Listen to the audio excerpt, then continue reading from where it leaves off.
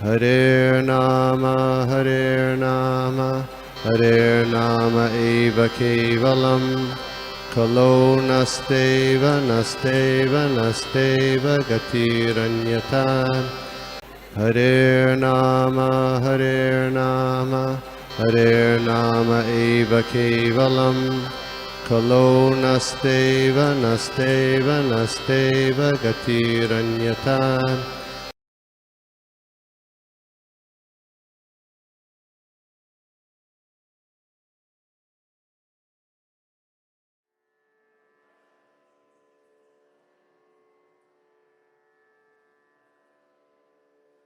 नमो भगवते वासुदेवाय।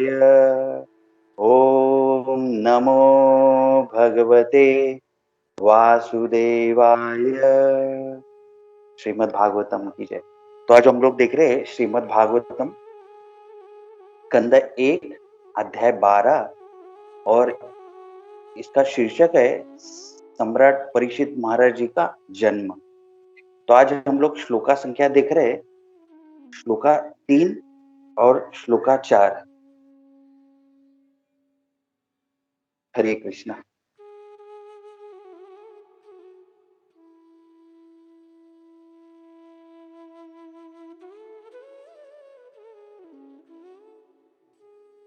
तद इदं श्रोतुम इच्छाम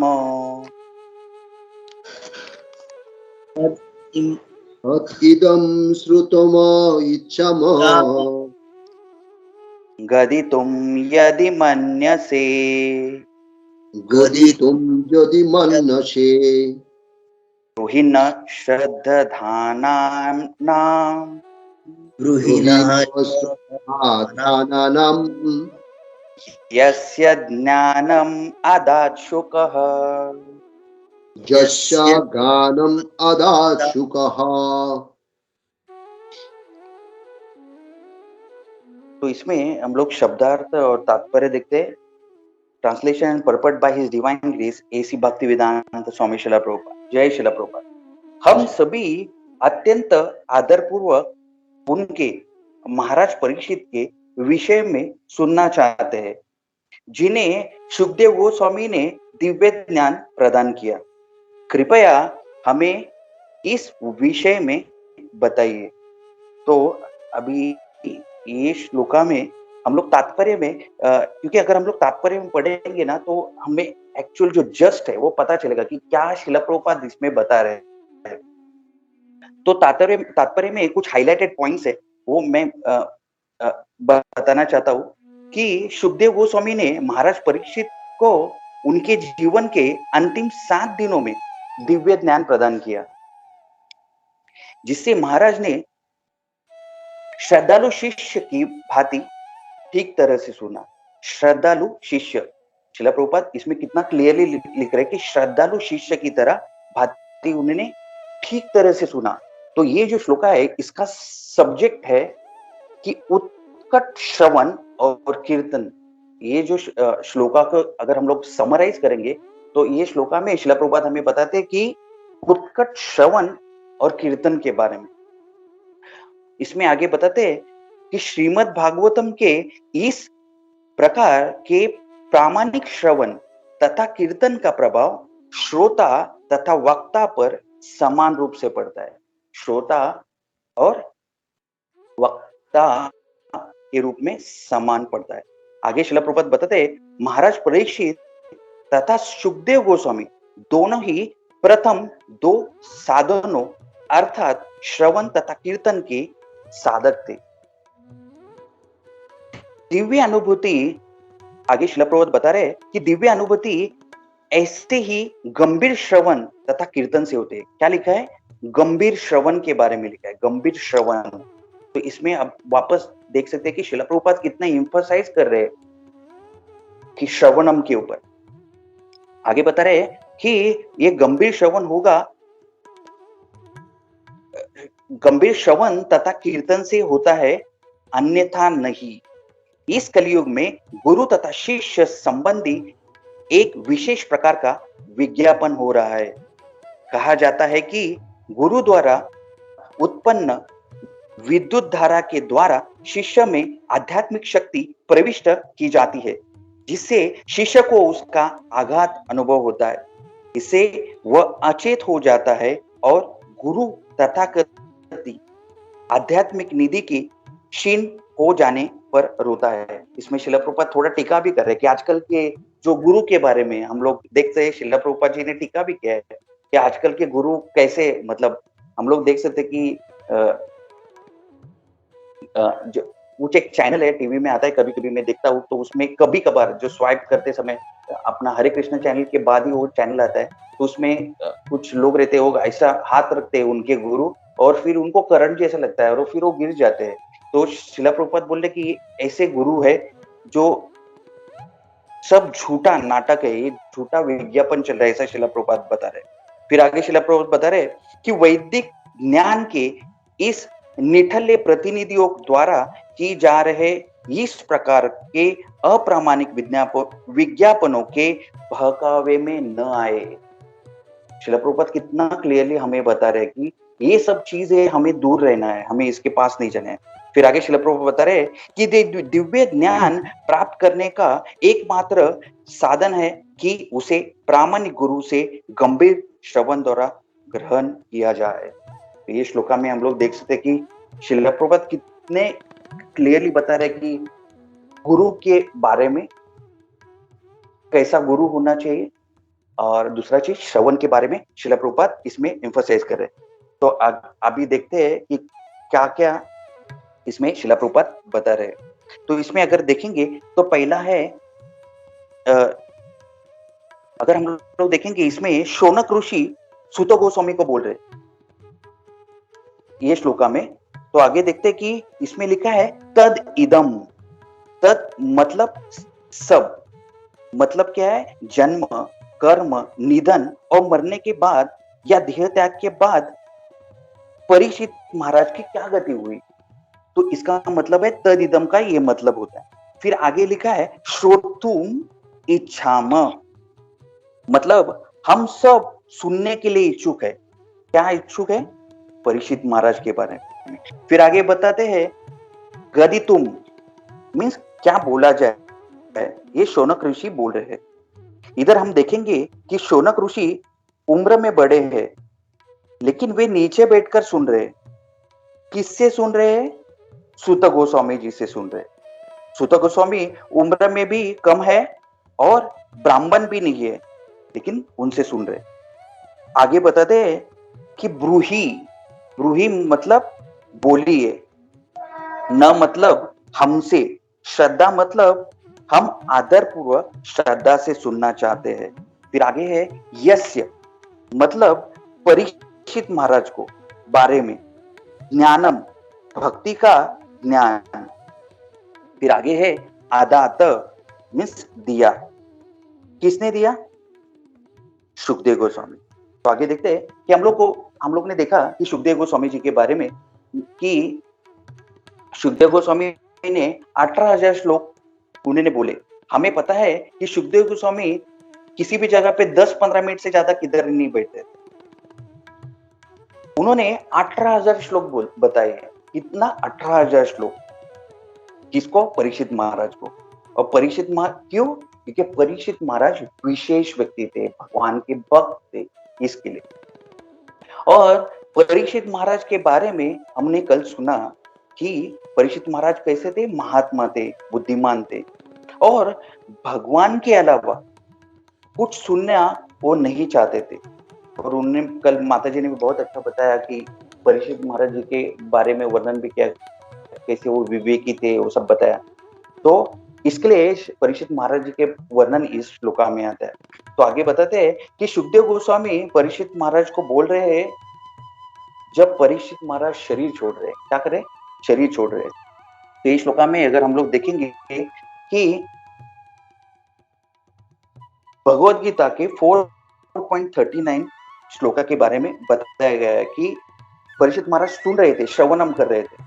तो उसमें 4.39 श्लोका में देखेंगे कि उसमें लिखा है श्रद्धावान लभते ज्ञान तत्परम संयतम इंद्रिय ज्ञानम लब्ध्वा परा लब्ध्वा परम शांतिम अचरणम अगच्छति। मतलब जो श्रद्धावान दिव्य ज्ञान में समर्पित है और जिससे इंद्रियों को वश में किया है, वह इस ज्ञान को प्राप्त करने का अधिकारी है और इसे प्राप्त करके वह तुरंत आध्यात्मिक शांति को प्राप्त हो सकता है, ऐसा बता। तो आगे हम लोग देखते हैं कि श्रीमद् भागवतम के प्रामाणिक श्रवण तथा कीर्तन का प्रभाव श्रोता और वक्ता पे समान पड़ता है। तो इसका मतलब है कि इतना एब्जॉर्प्शन चाहिए हम लोग को, तो इसमें बताते हैं। फिर आगे ये श्लोका में अगर हम लोग देखेंगे तो नवविधा भक्ति के बारे में बताया है कि नवविधा भक्ति मतलब श्रवणम, कीर्तनम, स्मरणम, पाद सेवनम, अर्चनम, वंदनम, दास्य, साख्यात्म निवेदन। तो श्रवणम जो है वो परीक्षित महाराज का श्रवणम के बारे में उदाहरण आता है और कीर्तनम सुखदेव गोस्वामी। तो नवविधा भक्ति के किसी भी एक अंग में हम बड़ी निष्ठा से पालन करेंगे तो हमें क्या मिलेगा? भगवत प्रेम प्राप्त होगा, एक ही सिंगल। तो सोचिए अगर हम लोग सब करेंगे तो कितना भगवत प्रेम प्राप्त होगा। तो आगे हम लोग देखते हैं कि दिव्य अनुभूति गंभीरता से श्रवण तथा कीर्तन से होती है, अन्यथा नहीं। तो हमें ये स्पिरिचुअल जो भी हम लोग आध्यात्मिक कार्य करते हैं, दैट इज सीरियस बिजनेस। हमें टाइम पास के लिए नहीं करना है कि हमें मतलब कुछ काम नहीं इसलिए हम लोग जप करें, नहीं, ऐसा नहीं है। तो जब तक हम लोग शुद्ध भक्तों से सुनेंगे नहीं तब तक सीरियसनेस नहीं आएगा। और हमारे जो भी आचार्य है, हमारे भक्तगण है, वो हमेशा हमें बोलते हैं कि आप सीरियस हो जाओ भक्ति में, सीरियस हो जाओ। तो हमें क्या करना है? उनसे सुनना है कि हमें क्या करना है, सीरियस होना है भक्ति में। क्योंकि और इसमें लिखा है कि गंभीरता, गंभीरता मतलब क्या? सिंसियर एंड सीरियस डिजायर होना चाहिए। क्या? भगवान की सेवा करने का सिंसियर डिजायर होना चाहिए। तो इसमें आगे अभी हम लोग देखते हैं कि इसमें शिला प्रभुपाद बताए, एक एग्जांपल देते हैं कि एक गुरु है, वो एक शिष्य के सर पे हाथ रखता है, वो करंट आता है उसको और वो उधर ही गिर जाता है। तो इसमें मैं एक लेक्चर सुन रहा था प्रभु जी का, शुभ कृष्ण प्रभु, वो बताते हैं कि गुरु तो ट्रांसफॉर्मर जो होता है उसकी तरह होता है। वो आध्यात्मिक रूप से ना के बिजली के करंट वाला ट्रांसफॉर्मर नहीं होता। वो बोलते हैं कि ये जो गुरु है वो उनके पास आध्यात्मिक रूप की शक्ति होती है, ना कि ये बिजली का करंट है वैसा उनके पास शक्ति नहीं होता। हमें गुरु से गंभीरता से ज्ञान तथा श्रवण करना चाहिए। श्रीमद् भागवतम श्रवण और हरिनाम जप से हमें भगवत प्रेम प्राप्त हो सकता है। अगर हम गंभीरता पूर्वक श्रवण करेंगे तो हमें क्या प्राप्त होगा? कृष्ण प्रेम प्राप्त होगा। और आध्यात्मिक जीवन का आधार है कृष्ण ज्ञान, और उसके क्या करना है? सुनना है और सुनाना है, प्रीचिंग करना है। आगे आता है कि हम लोग देख सकते हैं कि आजकल क्या हो रहा है? सेल्फ मैनिफेस्टेड गुरु बन रहे हैं। क्या कर रहे हैं? यूट्यूब में 1-1 मिनट के वीडियो डाल रहे हैं। और लोग क्या कर रहे हैं? आजकल लोगों फास्ट जमाना है, वो यूट्यूब में सुनते हैं और उसको गुरु मानते हैं और वो जो बता रहे हैं वैसा ही सुनते हैं। तो ऐसा नहीं होना चाहिए। तो क्या करना चाहिए उसके लिए? श्रवण कैसा होना चाहिए? हमें परंपरागत ज्ञान प्राप्त होगा तभी हमें सही से ज्ञान मिलेगा। फिर आगे बताते हैं कि श्रवण से हमारी श्रद्धा बढ़ती है, नहीं तो हम नियोफाइड लेवल में रहेंगे क्योंकि हमारी श्रद्धा पक्की नहीं है। तो शिला प्रभुपाद उनके एक लेक्चर में बता रहे हैं कि प्रभुपाद बोलते हैं कि हमें नियोफाइड लेवल से मध्यम स्तर पे आना है। हमें, क्योंकि अगर हम नियोफाइड लेवल पे ही रहेंगे तो इसका मतलब अगर हमें हमारे लाइफ में कुछ भी प्रॉब्लम हो जाए तो क्या हो सकता है? हमारा पतन हो सकता है, हम लोग भक्ति से दूर हट जाएंगे। इसलिए प्रभुपाद हमें हमेशा भगवत गीता, श्रीमद् भागवतम में तत्व ज्ञान देते हैं। और श्रीला प्रभुपाद हमेशा बताते हैं कि श्रवणम के बारे में। तो श्रवणम कैसा होना चाहिए? नित्यम भागवत सेवा। इसका मतलब ये नहीं कि साल में केवल एक बार हमें भागवत सप्ताह सुनना है। प्रभुपाद जी ने नित्यम भागवत सेवा के ऊपर हमेशा जोर देते हैं। इसलिए हमारी सभी मंदिरों में सुबह सुबह 4:30 हमारे मंगल आरती होता है और 8 बजे श्रीमद् भागवतम नित्यम होता है। जब हम भगवान कृष्ण के बारे में नित्यम सुनेंगे तो कीर्तनम मतलब हमारा जब भी अच्छा होगा। और जब हमारे प्रेम भाव से अगर करेंगे तो क्या होगा, कृष्ण प्रेम प्राप्त होगा। एक एग्जाम्पल प्रभु जी दे रहे हैं इसमें कि एक डेकोइट और डिवोटी का एक एग्जाम्पल भक्ति रसामृत स्वामी महाराज देते हैं कि कुछ साल पहले की बात है, एक बड़ा चोर था। वो एरिया में बहुत बड़ा वो चोर, उसका नाम था, मतलब सब लोग उसको डरते थे। और उसके मन में ख्याल आया कि ये बहुत मैं डाका डकैती कर रहा हूँ, अभी मुझे क्या करना है, बहुत बड़ी डकैती करना है। तो मैं अभी क्या करूंगा, थोड़ा बड़े शहर के पास जाऊंगा और उसमें देखूंगा कि आई मीन बड़े बड़े लोग से डकैत करूंगा, फिर मैं रिटायर हो जाऊंगा। ऐसा प्रभु जी महाराज बता रहे थे कि वो क्या किया, उसने देखा, वो एक शहर में गया, देखा कुछ धनी व्यक्ति एक जगह पे मिल रहे, तो वो भी उधर पहुंच गया और देखा कि वो धनी व्यक्ति किसी सत्संग में जा रहे हैं और उधर क्या था, भागवत सप्ताह चल रहा था।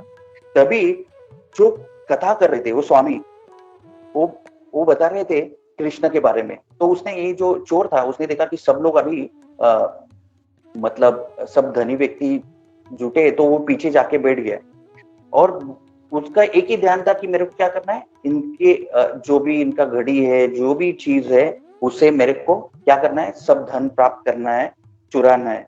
तो लेकिन उधर बैठा था, उधर श्रीमद् भागवतम क्लास चालू था। तो वो जो क्लास दे रहे थे साधु, वो बता रहे थे कि पूरे विश्व में, पूरे इसमें सबसे सुंदर, सबसे धनी, जिसके पास सब धन है, वो कृष्ण है, और जो वृंदावन में रहते हैं, और वो केवल 16 वर्ष के हैं। तो चोर ने सोचा ये अच्छा मौका है, मैं क्या करता हूँ, वृंदावन में जाता हूँ और ये जो कृष्ण नाम का व्यक्ति है, या कृष्ण नाम का जो भी 16 साल का युवक है, उससे मैं क्या करता हूँ, पूरा धन लेता हूँ, चुराता हूँ।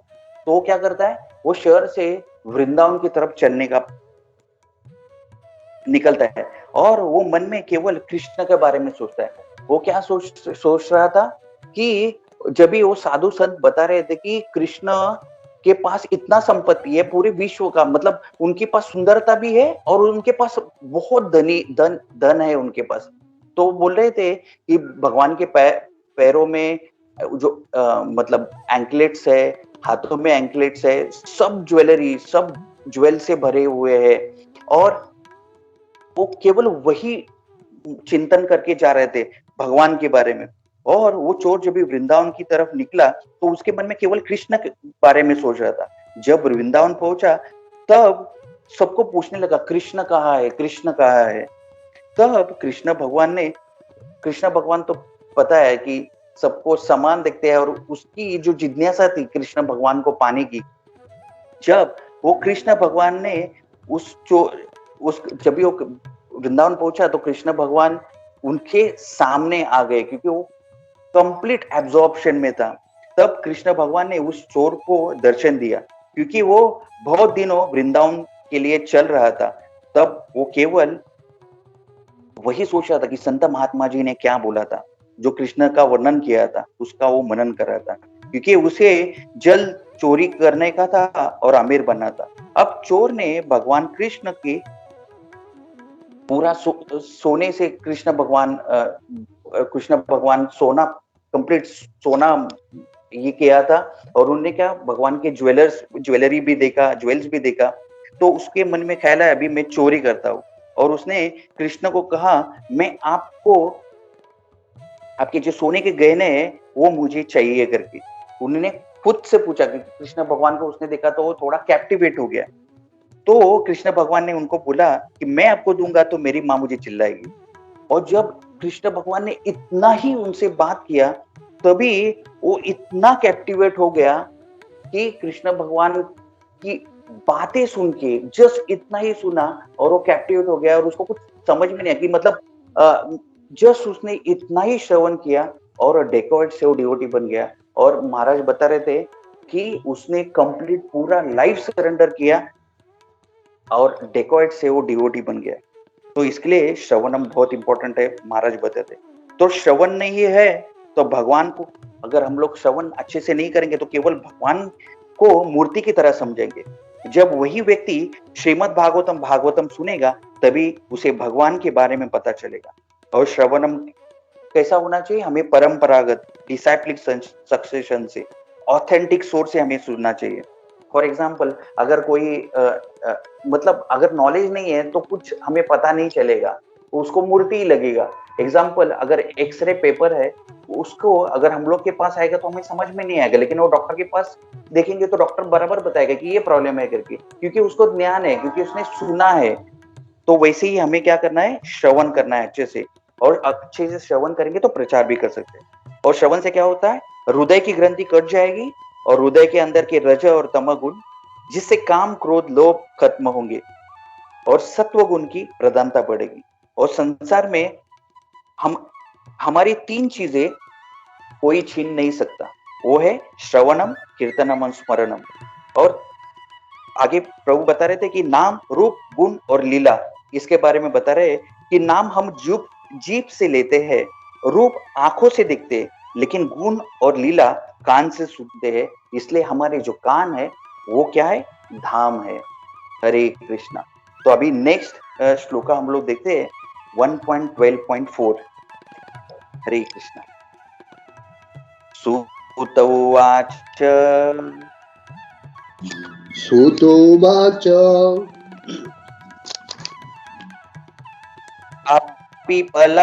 धर्मराज अपि धर्मराज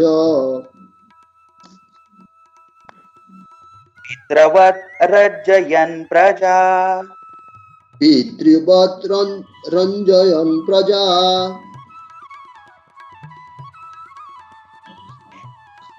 निःस्पृह सर्वकामेभ्यो निःस्पृह सर्वकामेभ्यः कृष्णपाद अनुसेवया। कृष्णपादयोनुसेवया।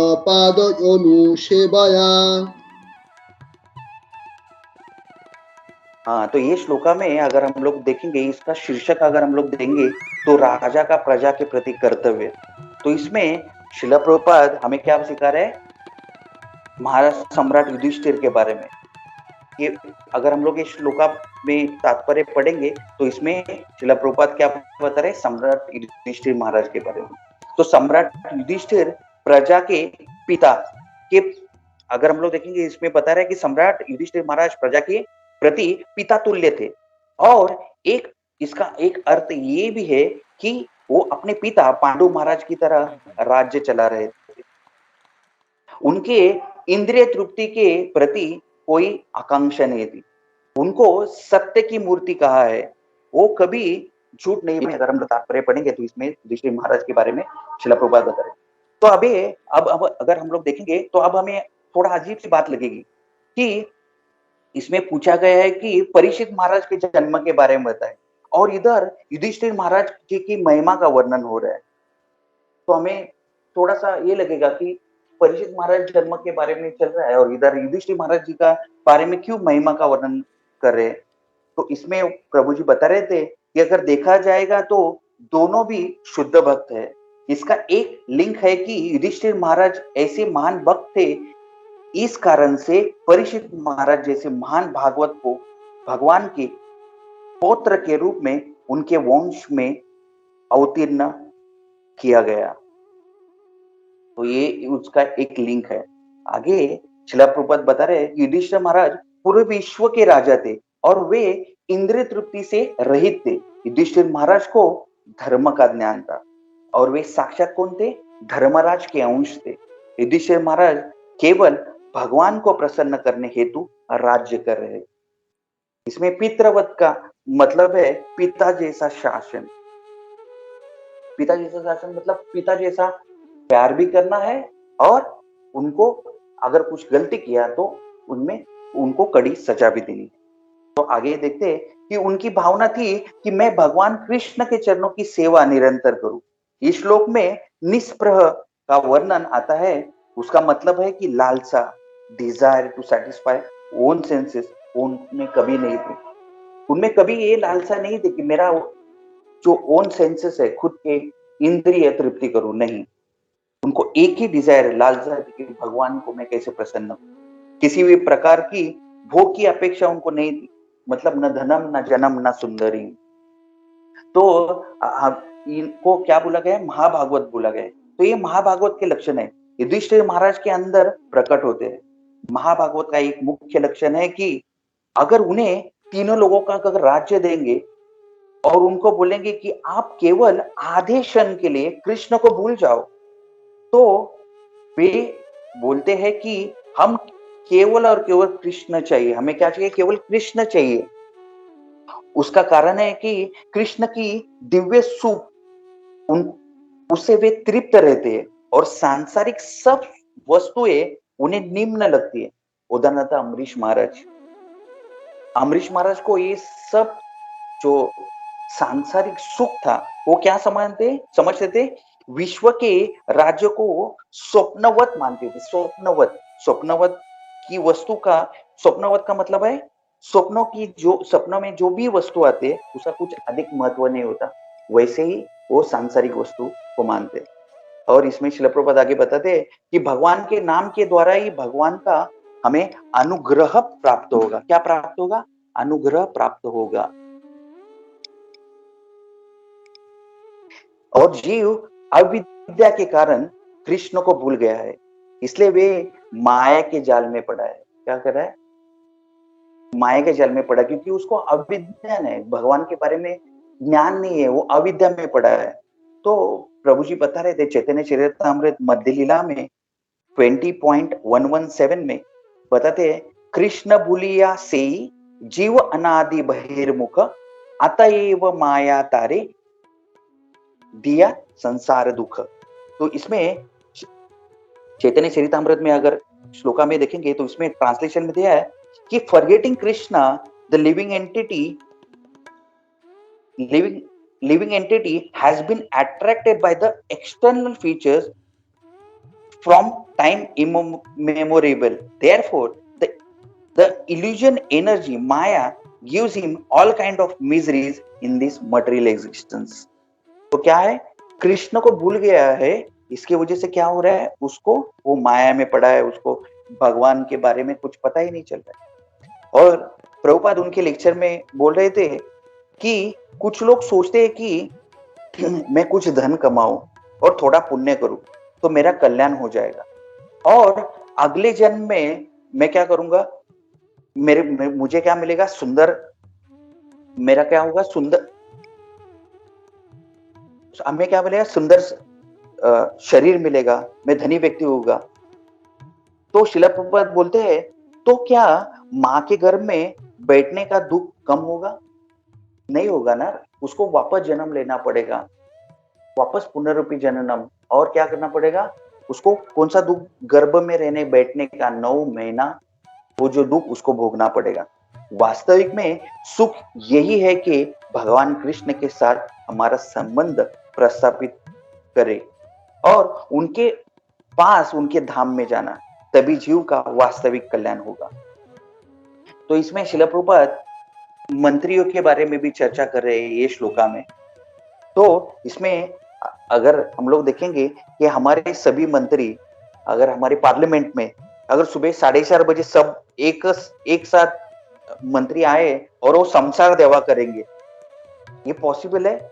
8:30 बजे वो श्रीमद् भागवतम वापस, उनका श्रीमद् भागवतम के बाद अगर वो वापस जो भी दिनचर्या है उनकी वो कंटिन्यू करेंगे, ये पॉसिबल है? नहीं पॉसिबल, क्योंकि ये जो मंत्री है खुद की इंद्रिय तृप्ति में इतने आकृष्ट है कि उनको भगवान के प्रति कुछ भी जानने की लालसा नहीं। वो क्या चाहते हैं, ये जो मंत्री है पहले खुद धन इकट्ठा करना चाहते हैं और उनको प्रजा के प्रति कुछ भी आकर्षण नहीं है, क्योंकि उनके पास अज्ञान है, उनको पता ही नहीं है कि हमें क्या करना है, किसकी सेवा करनी है। फिर ये श्लोका में प्रभुपाद बोल रहे हैं कि जो हमें शिक्षा के द्वारा अर्जित डिग्री प्राप्त होती है वो भी व्यर्थ है। वो श्रील प्रभुपाद बोलते हैं जो डिग्री मिली है वो भी क्या है, निरर्थक बोलते हैं।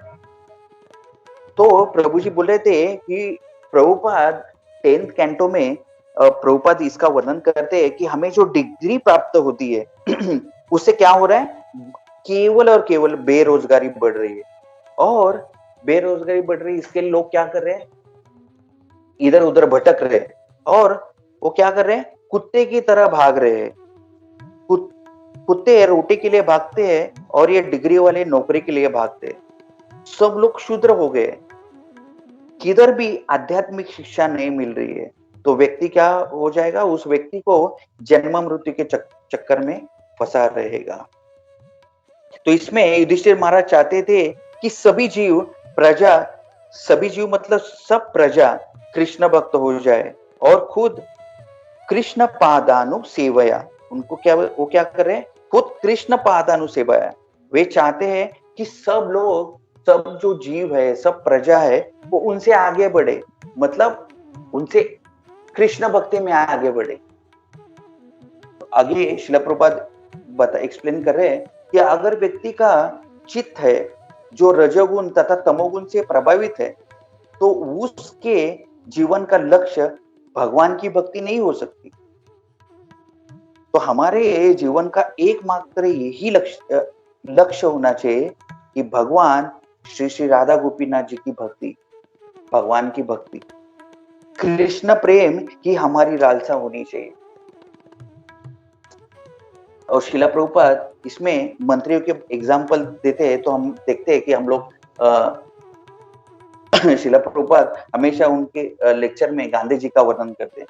तो शिला प्रभुपाद वो बता रहे थे कि गांधी जी जैसी देश सेवा कोई नहीं कर सकता। और शिला प्रभुपाद बोल रहे उनको क्या पुरस्कार मिला, उनको गोली से मार दिया गया, ये उनका पुरस्कार मिल गया, क्या, देशभक्ति करके। अगर शिला प्रभुपाद बोल रहे थे अगर वो अच्छे से भक्ति करते थे तो कृष्ण भक्ति का प्रसार भी होता था, और क्या होता था, कृष्ण भक्ति से सब जीव जो प्रजा है सब वो जन्म मृत्यु से छुटकारा पा सकते थे। मैं मेरी वाणी को विराम देता हूँ। हरे कृष्णा। हरे कृष्णा। दंडोत प्रणाम।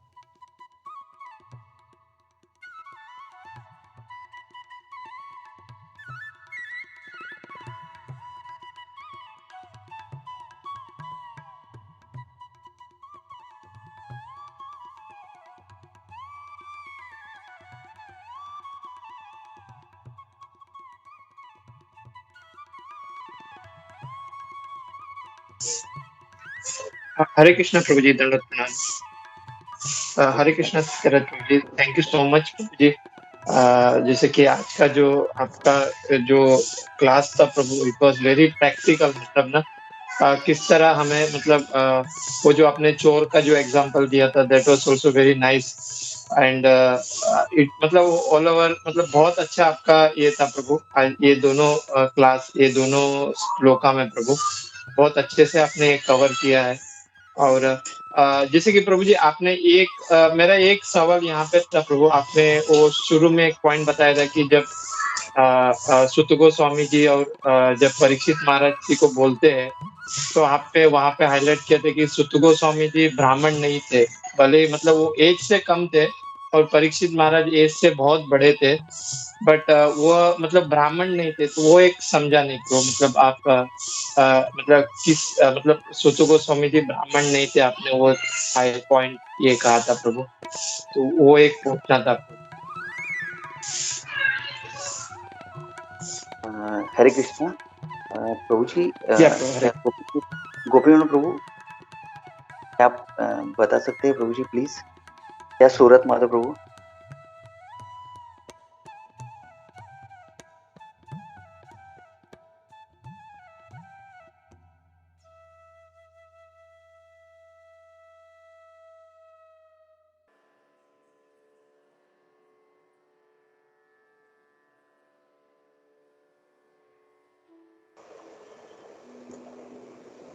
हरे कृष्णा।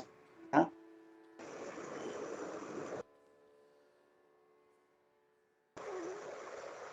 हरे कृष्णा प्रभु, आवाज आ रही है प्रभु? यस यस यस माता जी। सूत गोस्वामी जी के जो पिता है व्यासदेव जी, वो सत्यवती मत्स्य कन्या और उनके पिता का नाम मैं भूल गई हूँ, ऋषि, वो उनसे हुए थे। इसलिए व्यासदेव जी है वो पूर्ण तरह ब्राह्मण नहीं थे, क्योंकि उनकी माता जो है वो मत्स्य कन्या थी और पिता जो थे ऋषि थे। इसलिए सूत गोस्वामी उनके पुत्र, उन्हें ब्राह्मण नहीं बताया गया। हरे कृष्ण।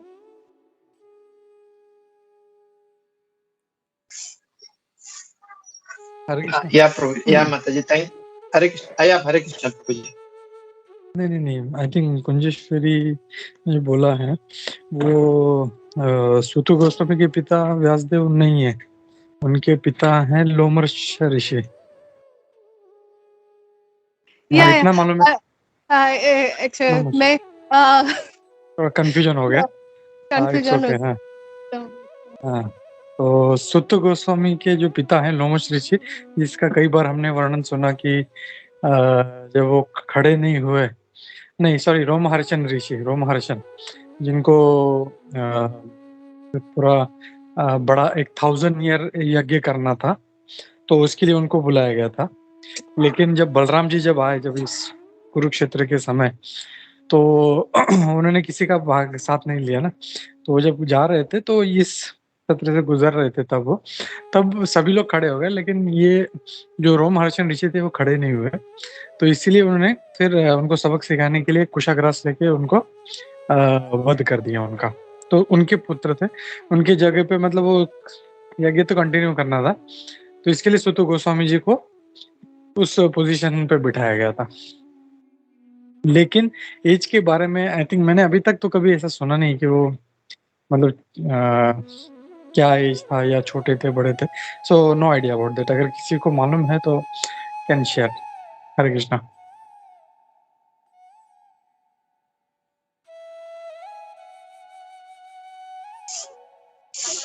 या प्रभु जी, यहाँ पे तो आई थिंक थोड़ा सा कंफ्यूजन ये कि सुध गोस्वामी जी शौनकादि ऋषि को बोल रहे हैं ना प्रभु, ना कि परीक्षित महाराज को।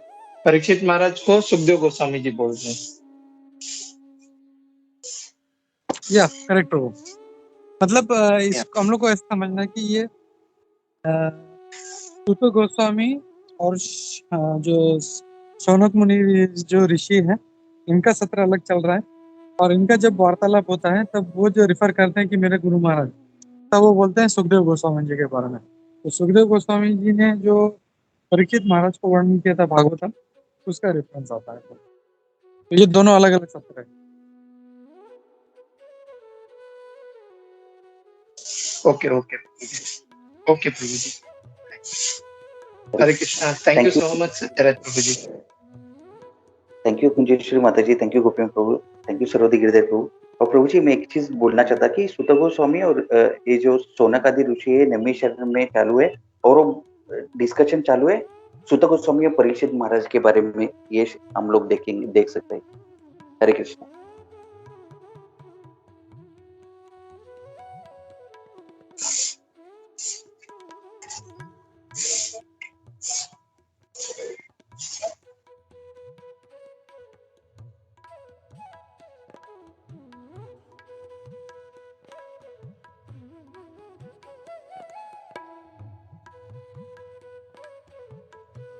हरे कृष्णा।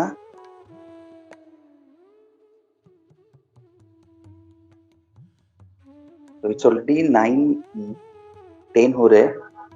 तो गोपी प्रभु, क्या हम लोग नरसिंह आरती? Yes yes. आज किसका टर्न है? आज फ्राइडे है। स्वरूपा माता जी।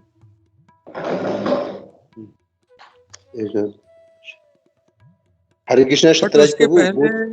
पहले एक मिनट प्रभु, जस्ट मिनट। अलादीनी माता जी ने भी ज्वाइन किया है, तो विल वेलकम हर माता ji. Aladini Mata ji, thank you very much for joining and big Hare warm Krishna Prabhu welcome. जी, दंडवत प्रणाम। दंडवत प्रणाम माता। तो माता जी भी आई थिंक नेक्स्ट वीक में है, she is also going to address our session. तो thank you Mata ji for that, thank you for joining. Thank you so much, Prabhuji, for giving me an opportunity to serve the Lord. Thank you so much. Hare Krishna. हरे कृष्ण माता। या सर्वरूपा माता जी। Yes हरे कृष्ण प्रभु। प्रभु जी माता जी सबको दंडवत प्रणाम। प्रभु चालू करे निशिंग। हाँ चालू করবেন। चालू करबेन नमस्ते नरसिंहाय नमस्ते नरसिंहाय प्रहलाद आह्लाद दायिने प्रहलाद आह्लाद दायिने हिरण्यकशिपुर्वक्षहाय हिरण्यकशिपुर्वक्षहाय हिरण्यकशिपुर्वक्षहाय शिलाटंक नखालये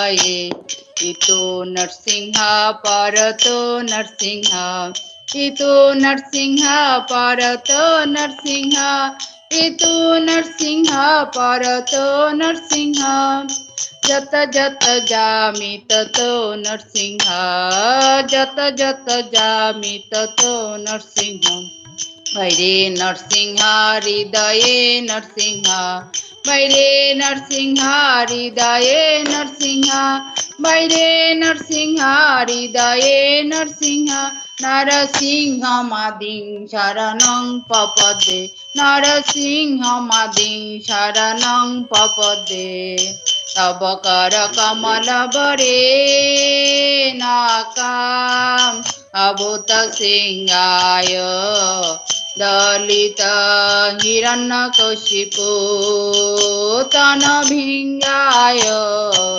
केशवधृत नरहरि रूप जय जगदीश हरे जय जगदीश हरे